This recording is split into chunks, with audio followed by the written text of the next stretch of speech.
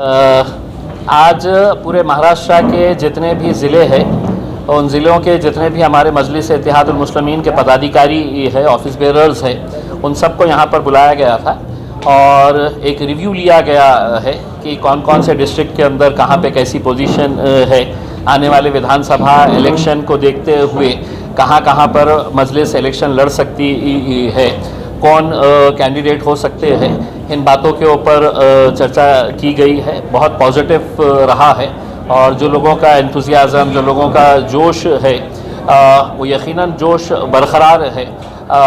लोगों के अंदर इस बात को लेकर नाराज़गी है कि विधान परिषद के इलेक्शन के अंदर जिस तरीके से सो कॉल्ड सेक्युलर पार्टीज़ का जो रवैया रहा है पार्लियामेंट इलेक्शन, विधान परिषद के अंदर भी और लोकसभा के इलेक्शन के अंदर भी हमने हमेशा से ये मांग की थी कि हमारा रिप्रेजेंटेशन होना चाहिए पार्लियामेंट के अंदर भी और असेंबली के अंदर भी।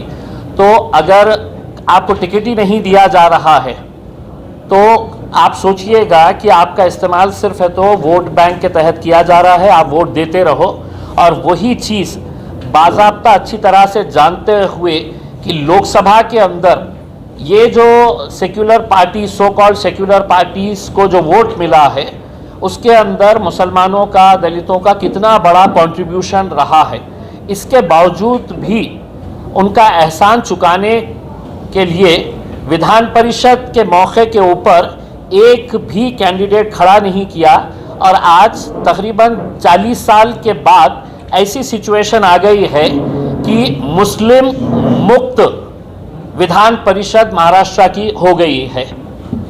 तो ऐसे हालात के अंदर मजलिस पूरे महाराष्ट्र का रिव्यू ली है।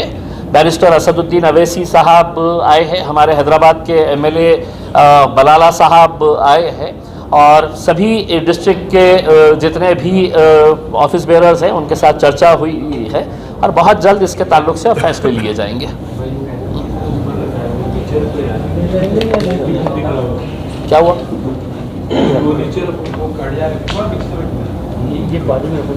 हाँ चलिए,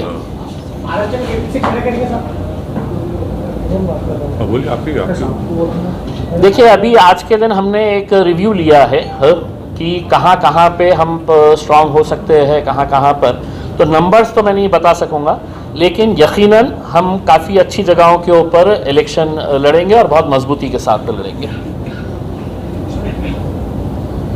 बोलिए। एकटे लढणार की कोणाला सोबत घेणार? देखिए आज की पोजीशन के अंदर तो हम अकेले हैं। अगर कहीं पर कोई अलायंस की अगर बात होती है, कहीं से कुछ चर्चा शुरू होती है तो उसको पार्टी के अध्यक्ष असदुद्दीन अवैसी साहब के साथ चर्चा करके उसके ताल्लुक से डिसीजन लिया जाएगा। लेकिन आज की पोजीशन के अंदर ऐसा किसी के साथ कोई बातचीत चालू नहीं है।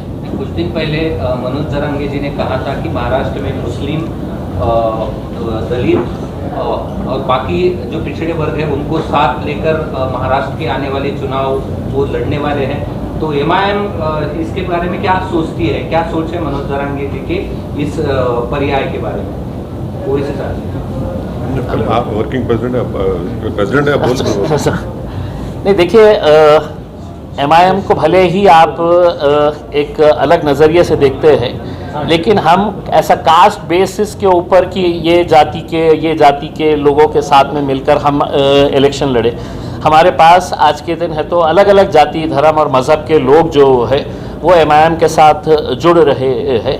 तो जरांगे पाटिल साहब ने जो कहा है आने वाले वक्त के अंदर पॉलिटिकल सिचुएशन सिनेरियो क्या होने वाला है ये देखने को मिलेगा। हर रोज़ कुछ ना कुछ महाराष्ट्र के अंदर पॉलिटिकल डेवलपमेंट हो रहा है। आज जो एक पार्टी के अंदर है वो रात होए तक दूसरी पार्टी में चले जाता है, सुबह होए तक तीसरी पार्टी में चले जाता है। तो अगले कुछ दिनों के अंदर बहुत कुछ बदलाव आने वाला है। उसके बाद डिसीजन लिया जाएगा अगर किसी को साथ में लेकर चलना है तो। एक सेकंड, ये सवाल का जवाब।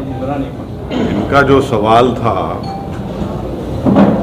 ऐसा है ना कि मैं हमारे जरांगे साहब की बड़ी इज्जत करता हूं और मैं उनको मुबारकबाद भी देता हूं कि उनके इस आंदोलन की वजह से 8 मराठा एमपीज़ कामयाब हुए मराठवाड़ा में, और महाराष्ट्र में एक भी मुसलमान एमपी नहीं है। महाराष्ट्र में ओबीसी समाज के एमपी जीत कर आए, मगर एक भी मुसलमान एमपी नहीं जीता।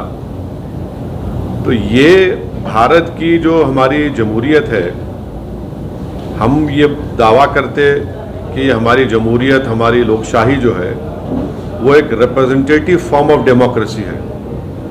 अब रिप्रेजेंटेटिव फॉर्म ऑफ डेमोक्रेसी में आपका हर समाज का एमपी जीतकर जाता है महाराष्ट्र से, और एक समाज का कोई एमपी नहीं जीतता है तो मुसलमान समाज का है।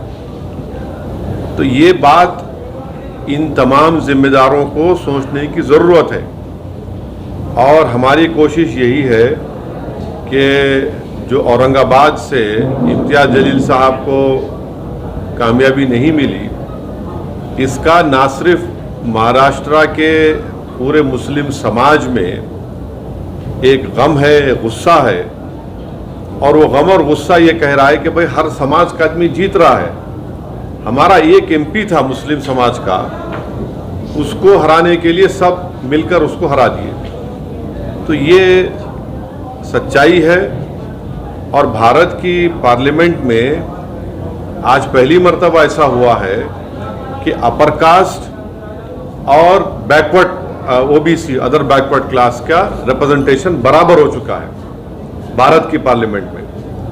और किसी समाज का अगर पॉलिटिकल रिप्रेजेंटेशन सिर्फ 4% है, 14% आबादी भारत में मुसलमानों की है, और सिर्फ 4% एमपी जीत कर आ रहे हैं, तो ये आखिर ये मुसलमानों से उनको वोट डालने के लिए क्यों पीछे हट रहे? मुसलमान तो झोली भर भर कर वोट डाला ना सबको। हम सब जब डाल रहे हैं वोट, तो हमको क्यों नहीं वोट डालते? तो ये सवाल मेरा ये तमाम पॉलिटिकल पार्टी से, ये तमाम लीडर्स से, और ये सवाल मुसलमानों को भी सोचना है। हम वोट डालने वाली मशीन तो नहीं है ना, हम तो एटीएम नहीं है कि तुम आओ और हमको दबा दो और हम डालते जाए वोट। तो ये आपके सवाल का जवाब ये है। जाएंगे या नहीं जाएंगे, सोच क्या है आपकी? क्या सोच रहे हैं आप? किधर? अगर उनकी तरफ से कोई प्रस्ताव आता है या आपकी तरफ से, अगर उनकी तरफ से कोई प्रस्ताव आता है तो आपको साथ लेके जाके बात करता हूं मैं हमेशा जो है मैं जरांगे साहब, देखिए सुनिए एक मिनट, मैं जरांगे साहब को मुबारकबाद देता हूं कि उन्होंने खड़े हुए अपने समाज के लिए, और उनके खड़े रहने की वजह से 8 मराठा एमपी को उन्होंने कामयाब कर दिया। बीड़ से उन्होंने पंकजा मुंडे को शिकस्त हो गई। तो ये उनकी कामयाबी है ये, मगर कामयाबी जहां उनकी हो रही है, जो मुस्लिम समाज की कामयाबी क्यों नहीं हो रही है? और ऐसा ही हमको लड़ना है मुस्लिम समाज को भी अपने राइट्स के लिए, और इंशाल्लाह हम वो कोशिश कर रहे हैं और करेंगे। दूसरी पार्टियां तो सिर्फ मुस्लिम, दूसरी पार्टीज तो सिर्फ मुस्लिम वोट को लेना चाहती है, कैंडिडेट नहीं दे सकते। तो इम्तियाज साहब ने सही कहा, आज आपके महाराष्ट्र काउंसिल में ना, काउंसिल में तो कोई नहीं है मुसलमान। तो ये महाराष्ट्र के 11% मुसलमानों के लिए एक बहुत ही तकलीफदेह बात है। अगर उनकी तरफ से कोई बातचीत होती है, हम बराबर बात करेंगे। वैसा हम अपने दरवाजे बंद नहीं कर रहे हैं। आप बोलो भाई, असद साहब बोल क्या है? औरंगाबाद की सीट हमारे इम्तियाज जलील साहब हराने में एमआईएम का काफी बड़ा हाथ है। हाँ, एमआईएम का हाथ है। एमआईएम का हाथ है, अच्छी बात। तीसरा सवाल बोलिए। एमआईएम मुस्लिम रिजर्वेशन के लिए नेतृत्व करेंगे? एमआईएम मुस्लिम रिजर्वेशन नहीं, हम तो चाह रहे कि मराठा समाज को रिजर्वेशन मिलना चाहिए, हम उसके खिलाफ नहीं है। हम ये भी चाहेंगे कि मुसलमान महाराष्ट्र के जो मुसलमानों में जो बैकवर्ड कास्ट है, जिनको बॉम्बे हाई कोर्ट ने एजुकेशन में अलाउ किया, तो हम ये चाहेंगे कि उसको कंटिन्यू करें। उसको क्यों नहीं देते आप? इसके लिए भाई एक मेरा सवाल मुझे जवाब मुकम्मल हो जाने दीजिए। और रिजर्वेशन का वो बॉम्बे हाईकोर्ट का जजमेंट है मुसलमानों के फेवर में। एम्प्लॉयमेंट में उन्होंने कहा कि 50% के ऊपर जा रहा है, इसलिए हम नहीं दे सकते। तो आज भी हम इस बात का डिमांड करते हैं कि नरेंद्र मोदी की गवर्नमेंट और मोदी अपने आप को पार्लियामेंट में खड़े होकर सीना पे हाथ मार के बोले बैकवर्ड क्लास का नेता मैं हूं, तो नरेंद्र मोदी अगर वाकई में बैकवर्ड क्लास से मोहब्बत करते हैं, जो इस देश की 50% ज्यादा आबादी है, तो पार्लियामेंट में बिल लेकर आओ। आप 50% की जो लिमिट को ब्रीच करो, पूरे पॉलिटिकल पार्टी सपोर्ट करेंगे उसको। लेकर आइए ना बिल आप, और यकीनन मिलना चाहिए जहां पर आप हम मराठाओं को मिलना चाहिए, वहीं पर मुसलमानों को भी मिलना, मुसलमान के नहीं, मुसलमान में बैकवर्ड कास्ट है, उनको मिलना चाहिए। लेकिन 24 साल का अरसा गुजर चुका है। 1999 में हाईकोर्ट ने ऑर्डर दिया था, तो उस बीच में जो है नहीं, हाईकोर्ट का ऑर्डर जो आप बोल रहे हैं 2014-15 का है। वो कांग्रेस गवर्नमेंट जो है जाते जाते उसको इशू कर दिए जीआर को, वो हाईकोर्ट में चैलेंज हुआ था। तो हाईकोर्ट का जजमेंट इतना वो चल रहा जरूर, मगर जो मराठा समाज आज खड़े होकर अपने हक के लिए लड़ रहा है, मैं उनको मुबारकबाद देता हूं। और महाराष्ट्र के मुसलमानों को भी इनको देखना चाहिए और इनसे हमको सीखना चाहिए। लोकसभा चुनाव में बहुत सारे मतदार संघ में मुस्लिम फिर से एक बार कांग्रेस के सामने खड़ा होता है नजर आए। आप विधानसभा आपकी पार्टी नहीं, मैं वही तो आपको कह रहा हूं कि हम वही तो कह रहा हूं कि हम वोट डालने वाले बन गए, सिर्फ वोट लेने वाले नहीं बन रहे हम। और इसी वजह से पॉलिटिकल पार्टीज जो है मुसलमान को ना टिकट देते। पूरे महाराष्ट्र में इंडिया अलायंस ने एक भी मुसलमान टिकट नहीं दिया। खैर नरेंद्र मोदी तो बोल दिए हमको हम घुसपैठी हैं, तो कहां घुसपैठी टिकट देंगे वो, तो हम तो सिर्फ वोट डालने वाले बन गए। और एक कैंडिडेट था, पूरे मिलके उसको हराने पे बैठ गए। तो ये औरंगाबाद से जो वर्डिक्ट गया है, ये एमआईएम पार्टी नहीं जीती मत समझिए, बल्कि महाराष्ट्र का एक मुसलमान ये कह रहा है कि भाई तो हमारी आवाज थी इम्तियाज जलील हमारी एक पॉलिटिकल एक शख्सियत थी जिसको सब ने मिलकर हराया। आज इलेक्शन तो हो गया, मगर सब जगह से तकलीफ यही है कि भाई हमने आपको परभनी में वोट दिया, हमने आपको नांदेड़ में वोट दिया, हमने आपको धुलिया में वोट दिया, हमने आपको मुंबई में वोट दिया, थाने में दिया, आपको हर जगह दिया, मगर जब इम्तियाज जलील का नाम आ गया सबके सब सुन हो गए। तो ये एक मैसेज है ये। लेकिन आप तो वंचित की वजह से जीते थे ना। हाँ, पिछली बार वंचित साथ में थे इसलिए जीते थे। नहीं, आपका ये सवाल है, ये आपका ये मानना है। नहीं, देखिए, अगर आप जर्नलिस्ट है तो अपने ऑब्जर्वेशन आप अपने तक रखिए, आप सवाल करिए मेरे से। ये आपका ऑब्जर्वेशन हो सकता है, मैं डिसएग्री करता हूं उसको। ओवैसी साहब, आपने पूरे इस शहर में जितने आपने भाषण किए थे उतने हमने पूरे सुने हैं। हाँ। इस लोकसभा चुनाव ने आपने कहा था कि जो भी गलतियां हुए हैं वो छोड़ दो और इकट्ठा आके इम्तियाज जलील को जिताओ। लेकिन इस बार ऐसा हुआ है कि जो मुस्लिम बहुल भाग है, जिसमें पूर्व मतदार संघ है, मध्य मतदार संघ है, वहां भी आपको लीड नहीं मिली जितने पिछले साल थी, मतलब पिछले इलेक्शन में थी। ऐसा नहीं, महाराष्ट्र में मुस्लिम उम्मीदवार है, मैं बता रहा हूँ, मुस्लिम उनके साथ क्यों नहीं रहे? नहीं, ऐसा नहीं है। ऐसा नहीं है। मेजॉरिटी वोट मिला हमको, मगर हर जगह पर आप देखेंगे कि गद्दार रहते हैं। मीर जाफर, मीर सादिक तो हर जगह पर है। तो मीर जाफर, मीर सादिक को तो लोग जान चुके हैं ना। ये मीर जाफर, मीर सादिक तो हर जगह है। और मीर जाफर, मीर सादिक को तकलीफ इस बात की रहती है कि भाई ये नहीं जीतना चाहिए। और ये मीर जाफर, मीर सादिक जो है, ये हर पार्टी के जर खरीद गुलाम है जो अपना काम करते रहते हैं। ये लोग पार्टी में भी है आपकी? हाँ, ये लोग आपकी पार्टी में भी है? नहीं, उनके ऊपर कुछ नहीं, देखिए, ये औरंगाबाद की जनता जानती है इन लोगों को, आप भी जानते हैं, दुनिया जानती है, और इंशाल्लाह इनको सबक मिलेगा। सर, आज मनोज जरांगे साहब औरंगाबाद में हैं और आप भी हैं, क्या आप उनकी मुलाकात के लिए जाने वाले हैं? अरे ये आप लोग मेरे को न्यूज बनाने के लिए मेरे को क्यों इस्तेमाल करते हैं यार? नहीं, ऐसा कोई है ही नहीं प्रोग्राम, हमारा यही प्रोग्राम है।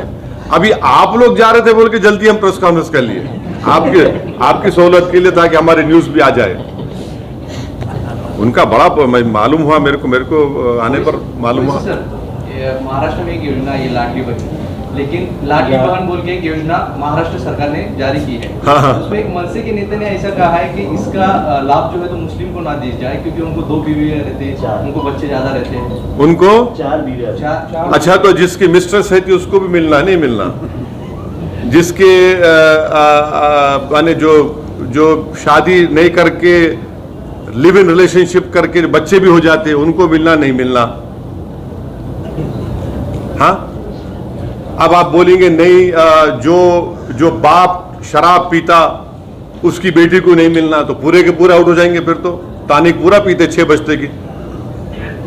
तो ये हर चीज मुसलमान को ला लेना कि बच्चे ज्यादा पैदा करते, क्या वही बोले ना, बच्चे ज्यादा पैदा करते।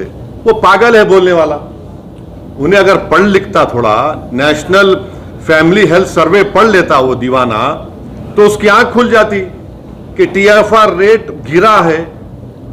तो जाहिल है उन्हें, उसको सिर्फ एक ही 1 पॉइंट एजेंडा है, नफरत करो मुसलमानों से। जैसा नरेंद्र मोदी अपना भाषण बोले थे पार्लियामेंट में कि घुसपैठी है, बच्चे ज्यादा पैदा करते और मंगलसूत्र छीन के ले जाएंगे, भैंस खींच कर लेके जाएंगे, तो उन्हें बोल रहे ज्यादा बच्चे पैदा करते। अरे प्यारे, तुम जिसके इशारों पर कठपुतली बने हुए हैं, नरेंद्र मोदी को भी 6 भाइयां हैं, अमित शाह को 6 बहनें हैं। अब उसका जिम्मेदार कौन है? अब कौन जिम्मेदार है उसका, बोलो ना। तो ये इनका नफरत है। अगर वो इंपेरिकल एविडेंस पढ़ते तो खैर आपके जरिए से उनको ज्ञान मिल गया आज। ममता बनर्जी कल शरद पवार से मिले और कहा कि भाई सरकार बहुमत में नहीं है। कौन सी सरकार? मोदी सरकार, अभी वर्तमान सरकार। हाँ, अगर कल बहुमत करने के लिए वोटिंग का वक्त आता है तो आपकी रेट वहीं पे है, आपकी उस पर क्या स्थिति है, मतलब आप किसके फेवर में हैं? अरे हम ही तो लड़ रहे हैं मोदी से। घुसपैठी हमारे को बोल दिए, ममता बनर्जी घुसपैठी बोले। मंगलसूत्र छीन के चोरी का हमको देने का किसका बोले? हमको बोले, मुस्लिम कम्युनिटी को बोले। किसकी भैंस चोरी करके दी जाएंगी, चोरी का हमको बोले। अरे पूरा मुस्लिम कम्युनिटी को टारगेट करके बीजेपी ने जीता ना, जितने सीट जीते। सुनिए, सब बुलडोजर चल रहा है किसके घर पे? मुसलमानों घरों पे। 8 मुसलमानों का मॉब लिंचिंग हो गया 4 जून के बाद मुसलमानों से। अरे भाई, निशाना तो हम बन रहे हैं ना, तो हम ही तो मुखालिफत कर रहे बीजेपी की। इलेक्शन में भी कर रहे, जान भी हमारी जा रही, घर भी हमारा टूट रहा, बच्चे ही हमारे जेल को जा रहे, तो हम ही तो मुखालिफत कर रहे बीजेपी की। ऑनेस्टली अगर देखा जाए, जो CSDS का डेटा है, वो डेटा ये बताता है कि मुसलमान जो वोट बीजेपी को दिए थे 2014, 19 और 24 में, मोर और less it was the same. दूसरी कम्युनिटीज का बड़ा थोड़ा कम हुआ। और असदुद्दीन ओवैसी, इम्तियाज जलील जब MP थे हम दोनों, तो 2019 जुलाई में UAPA का अमेंडमेंट लाया गया था, उसकी तो मुखालिफत हम करें। कांग्रेस पार्टी साथ दी ना उसका। आप लोग क्यों नहीं आप लोग ये पूछते नहीं उन लोगों से? आपको पूछना चाहिए कांग्रेस पार्टी से, NCP से पूछना चाहिए कि आपने UAPA क्यों सपोर्ट किया, जिसकी वजह से स्टैन स्वामी, एक 85 ईयर ओल्ड बूढ़ा मर गया जेल में। भीमा कोरेगांव के लोग जेल में रहे, बच्चे जेल में आज भी। हम ही तो अपोज कर रहे, पार्लियामेंट में हम लोग हमेशा अपोज करें, और अगर कल ऐसा जरूरत पड़ेगी यकीनन हम बीजेपी के खिलाफ वोट देंगे। मगर हर चीज पे टारगेट तो हम है ना, नुकसान तो हमारा हो रहा। हमारी पार्लियामेंट में हमारी मेंबरशिप रिप्रेजेंटेशन 4% है, अपर कास्ट का OBC का बराबर हो गया। जेलों में सबसे ज्यादा मुसलमान, दलित, आदिवासी है।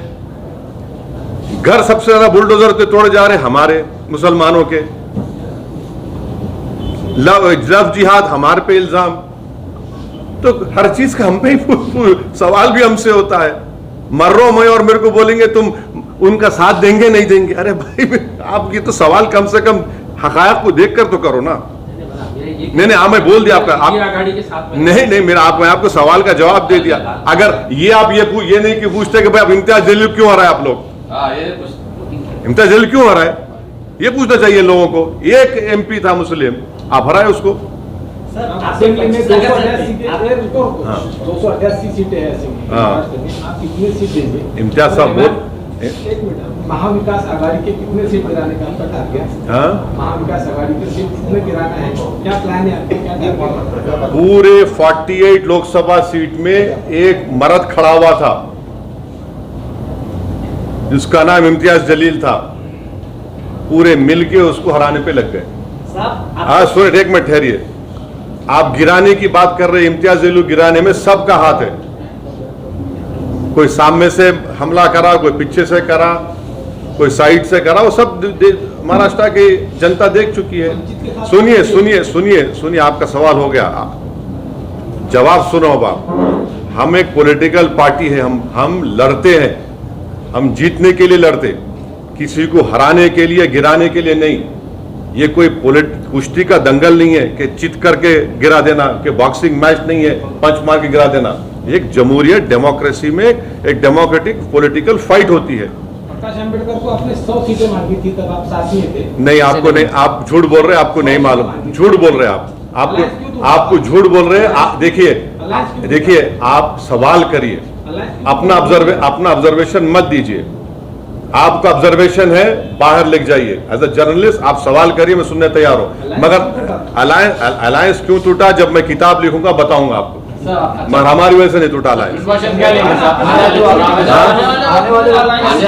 प्रिकॉशन क्या लेंगे? आने वाले क्या आने वाले वक्त में अलायंस की गुंजाइश है क्या? किससे? अब कौन अलायंस करना चाह रहा, हमसे कोई बात करेगा तो हम बात करेंगे। अभी तक तो कोई बात नहीं करे, कोई बात ही नहीं हुई भी किसी से हमारी। मोदी हुकूमत इमरजेंसी हालात है, ऐसे संजय राउत ने कहा है। मोदी हुकूमत इमरजेंसी हालात में है, इस तरह का है। मोदी दौरे हुकूमत नहीं, इमरजेंसी यकीनन इंदिरा गांधी ने नाफिज किया था। नरेंद्र मोदी सरकार में सबसे ज्यादा यूएपीए का इस्तेमाल मुसलमानों पर, दलितों पर, आदिवासियों पर हुआ। नरेंद्र मोदी जब प्राइम मिनिस्टर है 10 साल में सबसे ज्यादा घर तोड़े गए बुलडोजर से मुसलमानों के। मॉब लिंचिंग पहले भी होती थी, मगर 10 साल में सबसे ज्यादा मुसलमानों की हुई। जब से नरेंद्र मोदी प्राइम मिनिस्टर बने, मुसलमान एक पॉलिटिकल आउटकास्ट हो गया। अब तो सेकुलर पार्टीज भी सिर्फ बोलती वोट डाल देना, मगर कोई साथ ठहराने तैयार नहीं है।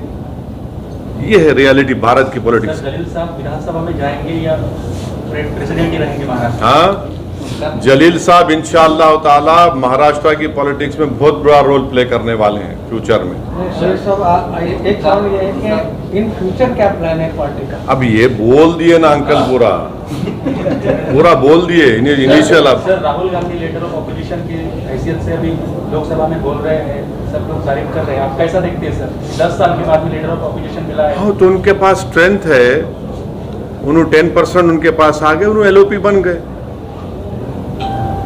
ये कल विधानसभा की सीढ़ियों पे संजय राउत ने चंद्रकांत पाटिल को कहा है कि अपने को फिर से एक बार साथ आना चाहिए, बीजेपी और शिवसेना।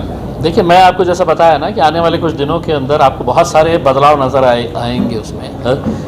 कौन कब कहाँ किसके पास जाने वाला है, कौन किसके साथ अलायंस करने वाला है। अच्छा, आप लोगों को प्रोग्राम में जाने का भी है, याद रखिए। मेरा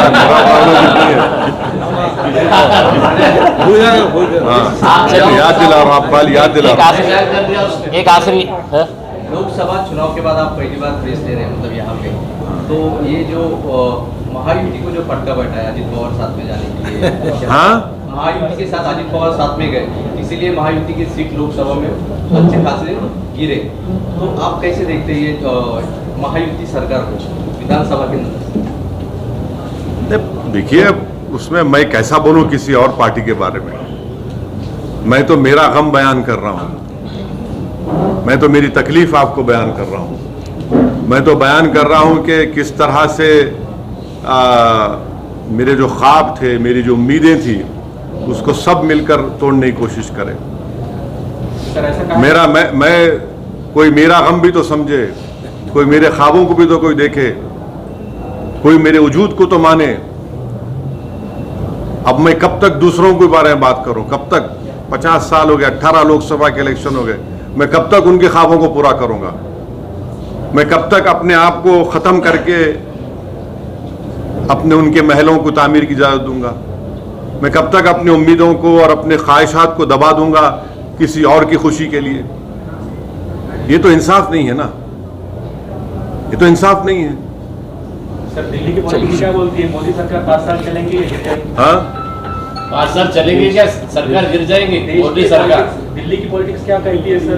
एक बात सुनिए, ये जब से उन्होंने प्राइम मिनिस्टर बने 4 जून से, मैं आपको बोला कि इतने 10 से ज़्यादा मुसलमानों का मॉब लिंचिंग हो गया। मध्य प्रदेश में, यूपी में कई जगह पर घरों को तोड़ दिया गया। बल्कि आप ही के बिरादरी के मीडिया के लोगों ने एक मॉब लिंचिंग को रिपोर्ट किया तो ये नया कानून के तहत उन पे केस बुक कर दिए। तो अब फ्यूचर में क्या होता है मेरे को नहीं मालूम, मैं तो कोई ज्योतिषी नहीं हूं। मैं अपनी हथेली को देखकर तो बोल नहीं सकता, ना मैं आसमान के तारों को देखकर बोल सकता। मैं जरूर ये बोल सकता हूं कि सबसे ज्यादा तकलीफ में अगर कोई आज है तो भारत के मुसलमान हैं। वो इस बात को समझ नहीं पा रहे हैं, और समझना भी चाहिए। वोट डालने वाले बन गए मगर उनको कोई जिताने वाले तैयार नहीं। पिछले 5 साल में, अभी आप अधिवेशन में गए, तुम्हारे को जाने का है ना, लोकसभा के नहीं जाते, मैं ही पसंद आ गया तुमको। एक लास्ट सवाल पूछता, अभी आप अधिवेशन में गए होंगे? कौन से? अभी लोकसभा के। हाँ, गए ना। पिछले 5 साल आपके साथ कोई तो भी बैठता था। हाँ। अभी जब आप गए तो वहाँ पे याद आया?